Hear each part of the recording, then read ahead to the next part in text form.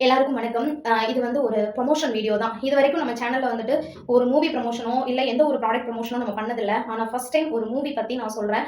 ஹேப்பிராஜ் movie வந்து இன்னைக்கு பார்த்தோம். உண்மையிலே அப்பா அப்பா அப்படிங்கிற வார்த்தை எவ்வளோ ஒரு வசீகரம். அந்த வார்த்தையோட பவர் என்ன அப்படிங்கிறது இந்த மூவி பார்த்தோம் அப்படின்னா நமக்கு புரியும். தயவு செஞ்சு இந்த மூவி எல்லாம் போய் பாருங்க. உண்மையிலே அப்பா இல்லாதவங்களுக்கு தான் அதோட வேல்யூ வந்துட்டு தெரியும். இருக்கும்போது தெரியாது.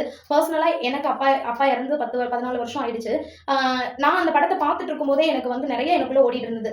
அப்பா இருக்கும்போது அவர் சொன்ன விஷயங்கள நம்ம கேட்டிருந்தோம் அப்படின்னா, நமக்கு நல்லா இருந்திருக்குமே. அவர் சொன்னதெல்லாம் இப்ப நம்ம லைஃப்ல நடக்குது.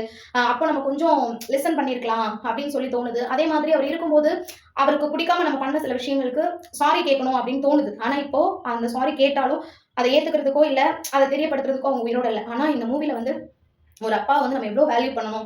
அப்பாங்கிறது எவ்வளோ பெரிய ஒரு ஒரு உன்னதமான ஒரு எமோஷன் அப்படிங்கிறத வந்துட்டு ரொம்ப சூப்பரா சொல்லியிருக்காங்க. படம் பார்த்துட்டு நாங்க அந்த ஃபீல்ட்ல இருந்தே வெளியில வரல. அழுதுட்டே இருக்கும்போதே ஜிவி பிரதர் உள்ள என்டர் ஆனாங்க. அவங்கள பார்த்த உடனே அந்த ஸ்க்ரீன்ல நம்ம பார்க்குற அந்த கேரக்டர் அப்படியே லைவா விசிபிள் ஆகும்போது எப்படி இருக்கும்? அந்த எமோஷன்ஸ் வந்து கண்ட்ரோல் பண்ணவே முடியல.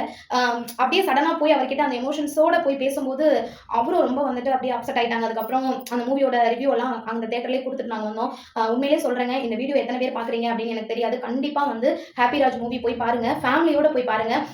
பசங்க யாராவது அப்பாவ பத்தின ஒரு நெகட்டிவ் தாட்டோ, இல்ல அப்பாவோட வேல்யூ புரியாம இருக்கீங்க அப்படின்னா, கண்டிப்பா போய் பாருங்க. அதாவது நம்ம அப்பா ஆகுற வரைக்கும் அப்பாவோட அருமை நமக்கு தெரியாதுன்னு சொல்லுவாங்க. பெண்களா இருந்துச்சுன்னா, அம்மா ஆகுற வரைக்கும் அம்மாவோட வேல்யூ தெரியாதுன்னு சொல்லுவாங்க.